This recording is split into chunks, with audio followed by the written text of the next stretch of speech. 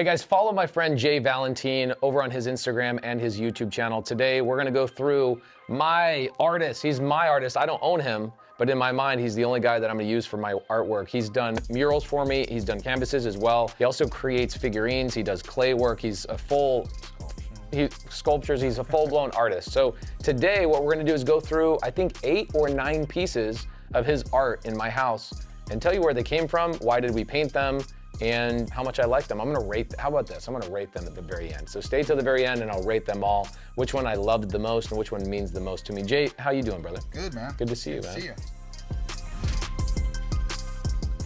So what's this painting all about? I think our notion was, at the time, Elon Musk was talking about going to Mars and taking everyone out there. So I was like, oh, let's make a little, like a Statue of Liberty of Mars. And then, oh, we got cactuses and all that stuff. So that was my idea with it, the colonization. I remember where this came from originally was, I called Jay and I go, hey, A&E, this TV show, they want to have a backdrop for us. Do you want to come in my studio and paint the whole backdrop? And I remember your idea, what you told me, we haven't talked about this in like a year and a half, but you were like, this is like people coming to this Mars planet and they're like laying down their sword to this like prolific creature type of thing.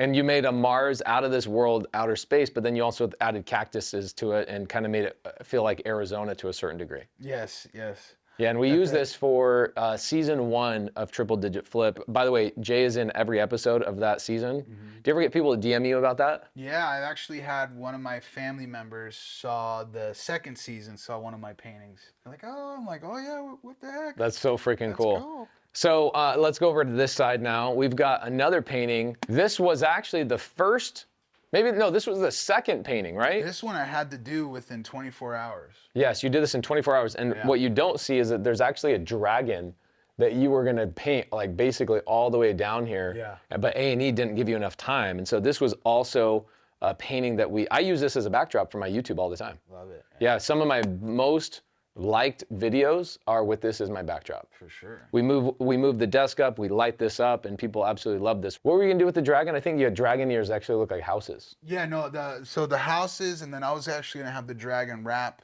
and then come out from there, but didn't have the time. No, and I think that what we were doing too is with future stuff, the tail would continue, and then one day you would see the head. Yeah, so guys, this is actually our studio downstairs. We hang out in here all the time, and so we've left these as the backdrops, and you can barely see them off in the distance in our interviews, but it just creates a really cool, like, what do you call it, pop?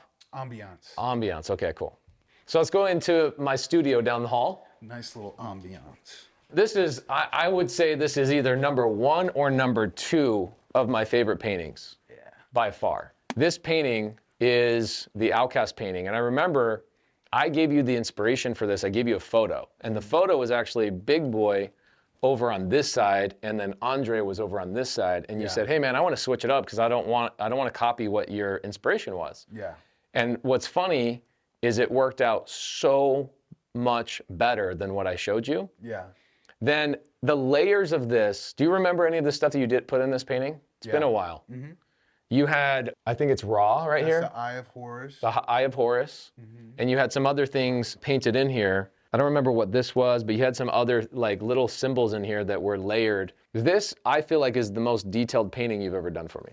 When I was painting it, the point is to bring the abstract and to make it more livelier. So I wanted to leave little messages in on the corners. So I went really Egyptian because I looked up on his stuff and what he liked artistically and what vision. He was more of the business, the more structured aspects. So I wanted to make sure he was on the left side. I don't know why, but I wanted to make him more colder and then him more warm and then them popping against that hot background.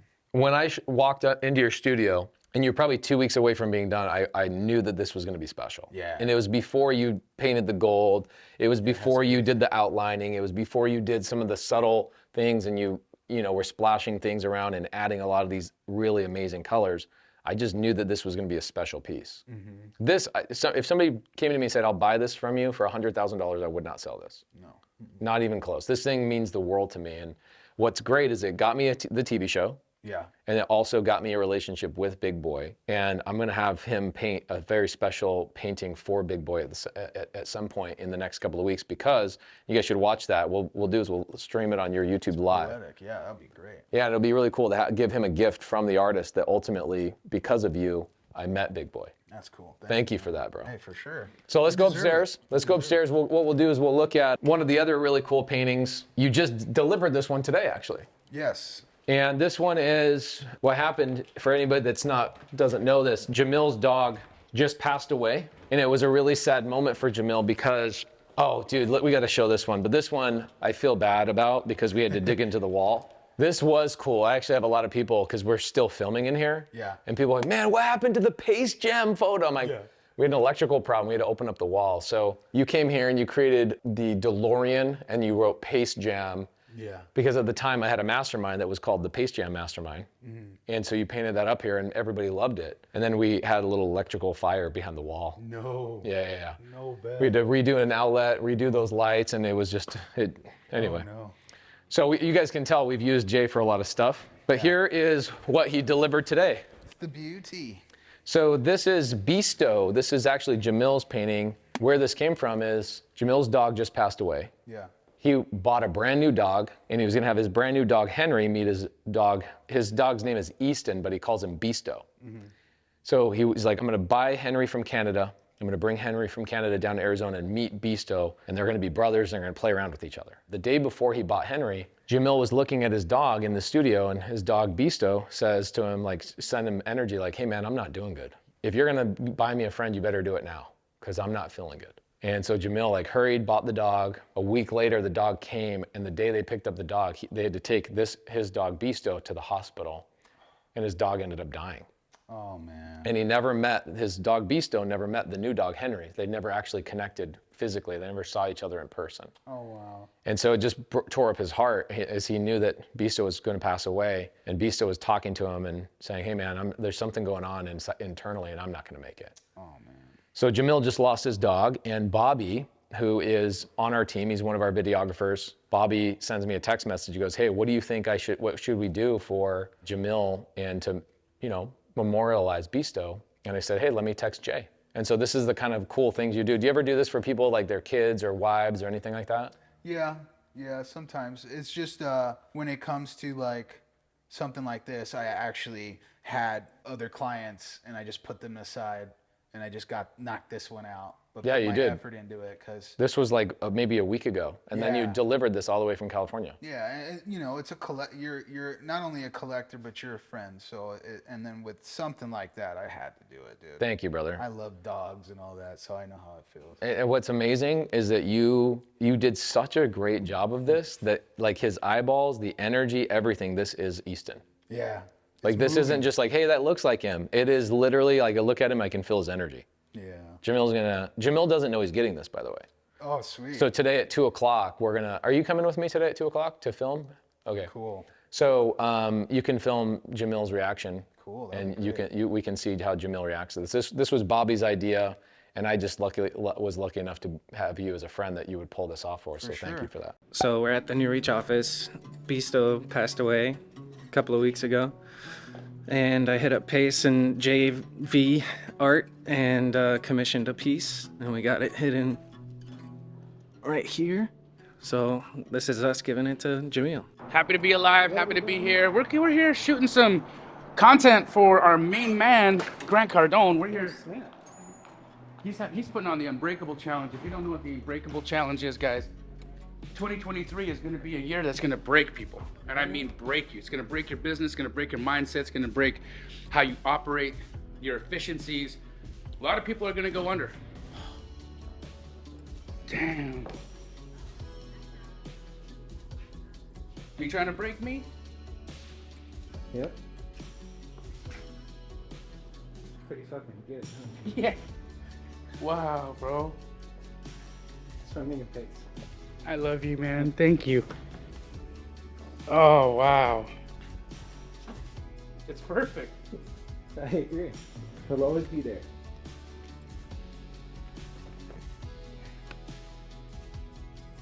Thank you, bro. I didn't do it. Was Bobby's idea. Bobby and I went in on it. 50-50 Bro. partnership. It's a 50-50. Well, it's 51 Bobby. I'm 49. How good of a job did he do on He did a beautiful job. Beautiful job. Do you see I'm Easton in I'm that putting photo? East. Yeah, it's Easton's right there. I'm gonna put Easton right beside Pac in my bedroom. Your two dogs. My dog. My dog. My two dogs. And if you throw the black light on it, it's gonna glow. Some things will glow too. I bet you Jamil will put this behind himself in his studio, so he'll see this every single day. So let's check this other one out. This one is the first one that I ever had you do for me. I can sit here and look at all the different colors of paint you chose and all the little layers of detail. I can sit here and I can see a new detail I've never seen before. I've had this painting for over 7 years. People are confused by it, right? Because most people, when you walk into their house, they have like a big thing of their family. Yeah. And I got Kanye West right at my dining room table. Yes. This was from Life of Pablo tour. He was having a party where he was having all his friends come in and listen to his music. And this guy was so proud of himself of how hard he worked. It was a masterpiece. I think it's his best album. And what's great about Kanye is he's constantly reinventing himself. And so are you. Like, you're constantly looking for that next thing and that next whatever. And so am I. What I did yesterday, I'm like, I did it. Yeah, that's creativity, man. I want to go create the new thing. And people are always asking, like, dude, who's your favorite artist? I'm like, Kanye. Like, forget about his personal life, forget about any of that stuff. He's just a great artist. So for me, this meant the world to me that you even would accept my commission. Yeah. And we brought it up here that everybody that comes to our house is like, is that your grandfather? Like, who is that? No, well, yeah, I mean, and the beauty of it too is that was the last painting I did before I went in, and there was so much emotion, so much, because I didn't know I was going to camp. I didn't know I was going to. Do you remember painting this? Oh yeah, I remember it because. Where were you? You were in Arizona. It was legit. As I'm done, boom. All right, now I got to go to prison. Like, I was still painting it. The sun's up. Oh my God, hurry up. Boom, all right, I got to go. Boom, drove to prison. You're joking me. No, went to jail that day. Bam. For 2.5 years. Yeah. But I thought I was doing 5. So I was going through it. I thought I was going to be in a cell. I thought I was going to be in like San Quentin in a bad situation. You thought you were gonna have people like try and stab you and all that kind of I stuff? thought I was going to be going through that, and luckily, by the grace of God and everything, I went through it. But that's what's in this painting. So every time I look at this painting, I get choked up and emotional because all the thoughts I was going through, before I went in. So that's why it's really cool. Bro, I wish I knew you were painting in prison. I would have hired you for like a dozen things. I bet, right? That would have. Yeah. One of Cody's guys was doing it. So he was having me, his first child was born, or no, his dog died and they got a new dog. So they had me paint that. And then a new baby was born. So then they had me paint the dogs being worried about the baby. And then a new baby was born. So every year, his tradition is every time they get a new addition of the family, they have me paint it. Yeah. And the latest one was a boss baby version of his Oh, family. that's cool. Yeah. That's really cool. When I asked you to do this, this was about 7 years ago, and I was going through a reinvention of myself at the time. And I was fighting what I felt like, you've seen me, we've been friends for years, but I've become like Super Saiyan version of myself over the last like 5 or 6 years. And this was a turning point for me where I would look at Kanye and I would see him create and be so absorbed in his own creation that he didn't care about anybody else.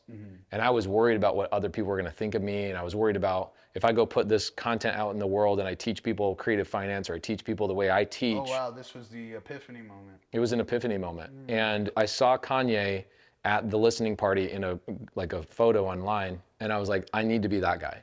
I need to be the guy that is unapologetically in love with my own process and doesn't think about any other album that's being dropped that year. And I just need to go out and create a masterpiece. And then as I'm creating my masterpiece, I just need to be in that moment of like, I'm fully absorbing all the hard work I put into it and just be in that moment. Set of mindset. And that's what this photo meant to me. And so I sent it to you. I sent you a whole version of him where he's like, both arms are out. Yeah, I remember. And you took the most important part of this. You took the energy of him like fully immersed in his own everything. Yeah. And when I'm sitting here, I see it every day. I pass by this 20, 30 times a day. It reminds me of this moment where I said, I don't care. Oh, bro, this is an interesting moment. So the other day I spoke on stage. And there was a guy in the audience that I was, at the time, was like holding me back. He was a guy that was, you don't want to go out in there and do that. You don't want to go out and teach people how to do what you're doing. People are going to compete with you. You don't want to share this stuff with the world. You'll make way more money and be able to take care of your family if you keep this stuff internally. But if you go out and you share all these skills and these things that you have with the world, people are going to take advantage of you and this, that, and the other, and blah, blah, blah, blah, blah. And I never could see myself on a stage 7 years ago. It was never in the cards. Yeah. But when I had this pivotal moment. I saw this photo. You painted this for me. I see it all the time. That dude was sitting in the audience watching me on stage in front of 1,000 people. Oh, nice. And I called him out positively. I was like, thank you for everything you've done for me. But in my back of my mind, I was like, look at me, dude. Yeah. I didn't listen to you. Yeah. I did the exact opposite. I gave all my gifts to the world. And so this is my favorite painting in the whole entire world. Nobody could pay me enough money for this. Give me $1 billion, they ain't selling this painting. That's right. It's a part of you. It is a part of me. That's the beauty of it too. What's the true power of art is that it can elicit an entire paragraphs of thoughts all in one image. Yeah. And not only that, but there could be a German person or a Russian or someone who doesn't speak any English, and they're gonna know or feel or have a feeling of what this painting means. Yeah. And you could be talking, they don't know what you mean or anything, but they're like, I understand what's happening here. Yeah, it's kind of like when you listen to a song and you don't know the exact meaning. Exactly. But like the person that's listening to the song takes on their own meaning of it. Yeah. People come in here and they'll sit here. Like we're having dinner and they're like, why did you paint that? And I go, I'm not going to tell you. What does that painting tell you? And if they're a godly person, they're like, it looks like somebody is praying to God. I was like, in a lot of ways, you're right. In a lot of ways, you're also wrong, but I'm not going to say they're wrong. It's cool that people will look at this and it will impress them in a very specific moment in their life. And then 2 months later, they come back and they have a different mindset. Maybe something externally changed in their life. They come in there and go, now I see what this painting's about. I'm like, tell me. Nice. And now they're not telling me he looks like he's praying. It looks like he's doing something else and he's this, that, and the other. And I'm like, you're probably right. Yeah. And you're not going to tell me? I go, well, no, not until I make a YouTube video about it. This is the first time anybody's heard of why I had this painting painted. Oh, beautiful. I've never wanted to let them know because I wanted other people to get their own inspiration off of it. Absolutely. And that's their own interpretation out of it. Yeah. Because you don't know what people are feeling. And you're like, well, what do you feel out of it? And then you're revealing a lot to that person too. Like, wait a minute, why do I feel this way? That's not the meaning of the painting, but that's my feeling, huh? So there's something internally going on. So you start to see how much art brings, not just a monetary value. There's so much a part of us, almost as if I think we all have that ability to be an artist in some way. Yeah. To carve, to cut, to create, to make something. Well, what I do for a living is my art, right? It's my storytelling and my ability to sell something or to get somebody to take action on their own business is an art form for me. 100%. And so that, again, this was me in this moment going, oh, I'm not a businessman. I just need to think of myself as an artist. And you said this downstairs on the podcast, as you said, I want to teach people how to be creative. And my podcast, the name of my podcast is called Get Creative. Oh, love it. That's funny. And that was where this moment was that moment where I was like, I need to, what I'm really good at, I need to show other people how to become creative in the business world through my own art. I'll never be able to paint this. Yeah. I don't have that mechanism in me. So it's this was my favorite moment in art ever right here. That's cool. It represents confidence. Bro, confidence and believing in yourself and not worrying about what other people are thinking. And the only person in the whole world that meant anything to him in that moment was his hard work and everything. Dude, it's just... Well, for me, yeah, I would understand it that the only thing that matters at this very moment in time itself is just that song, that creation. Yeah. Because that's all that matters, because I'm going to die one day. Yeah. And your family will pass it on for hundreds of years, and this painting will live beyond me. Yeah. So that's why I love that too, because my immortality is kind of locked in all over the world. My paintings are everywhere. Bro, that is so freaking cool. Do you notice what we also put over here as well? So on the wall we have a mirror. Yeah. Okay, so this painting was so important to me that I was like, how can people see this painting from every angle of the room? Love it. We've kept this wall naked as well because I prepaid for a canvas from you. Yeah, that one. I haven't had the inspiration or the moment yet, but I'm like, I need to have a moment where I go, this is the aha moment. And I'm still waiting on that, but that is the next J wall right there. But I've got 2 more paintings. Let's go look at them. Yeah, let's look at it. Boom, yeah, here we go. I didn't commission these. These were paintings that, I think you left this one in my house. Yeah, I think I did. If you want to take it, take it. This one you gave me, this is from The first show. first season of Triple Digit Flip. Yeah. This one, like I would have never commissioned this because that's not my energy. But I fell in love with it because of season 1. You were on 10 episodes of a TV show with me. Yeah, a lot of memories. Where's the Poseidon painting? I still have it. That painting Yeah. was so epic. I can't remember what I think it was like it was final episode of the show. And we had that party in oh no! That was the first. That was the first. The one that was the last one was in the backyard where you painted the whole barbecue. Yes, yes. Oh my gosh. Guys, if you haven't seen all the episodes of season 1, Triple Digit Flip, you can go in there and see all of Jay's art. It is absolutely epic. I was telling Laura that too, that that first season, it's so great for right now. And everybody worrying about their houses and how much stuff they got. And it's like, well, just watch the show. Right. Put the paintings up, make the house look nice, and flip it. Yeah. It's not hard. He shows you how to do it. But it was easier a year ago because people were just throwing money at it. Right. So it took away all the skill and technique. Speaking of technique, Jay he can do anything. I mean, this is something you love to do. You love to do this kind of stuff, right? Yeah. That actually I painted in prison too. This was actually in prison? Yeah. How can people hire you? So just call, DM, email me. You don't want them calling you. No, don't call. DM him. DM. Instagram is @j.v.art, JV Art with 2 dots in it. We'll give you guys the link down below for his Instagram so people can DM you and go, hey, is there any kind of painting you won't do? Yeah, like more like rated R stuff. I'm not into like the erotica stuff like that. I'm just into my style. And what's the beauty of my recent stuff is the characters I told you about with the teaching aid for my kids, the little monsters. A lot of people are starting to like them and ordering those now for me to paint. So it's really cool for me to paint, Dark Liberty and all Oh, wow. Look at that. Eric comes in clutch. Oh, dude, this is cool.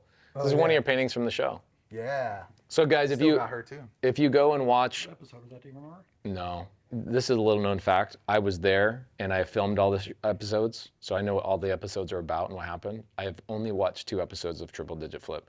It stresses me out to see myself on TV. Yeah. So you watch all the episodes and see yourself? Yeah. I'm like, oh my gosh, I can't believe how stupid I look. It's weird. It's a weird thing. Yeah, but that'll mess up your thing. So. Yeah, and I told them, they go, you're not watching the episodes? I go, no, because then I'll second guess myself. I just want to be natural, and if I watch myself in season 1, I'll change who I am in season 2, so I don't want to watch it. Yeah. Jay's in every episode of season 1.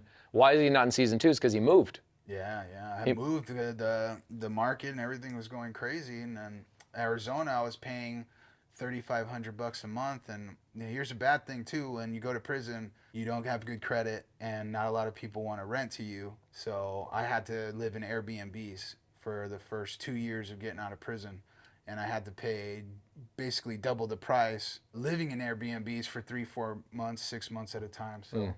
The biggest stress was that on my kids and my wife, so I had to move somewhere. My buddy had a place that I could stay at for longer than 3 to 4 months. So that was the issue. Well, guys, I hope you enjoyed this. We'll do some B-roll as well of the other mural inside one of our Airbnbs. Jay's done a lot of amazing things for other people. I would say that we'll have to get maybe some B-roll of Jamil's Tupac painting. That's one of my favorite paintings. I would say number 1 on my all-time list is going to be Kanye. Number 2 is going to be Outcast. Number 3 is going to be that Tupac painting. Oh, okay. It's so absolutely good. I would say that Cody Sperber probably has my 4, 5, and 6. Oh, okay. You painted some unbelievable stuff for that guy. Yeah. He had the exclusive rights on it, almost everything, because I'm painting it, and he would just walk up and go, I want that, and then just walk away. I'm like, all right, cool.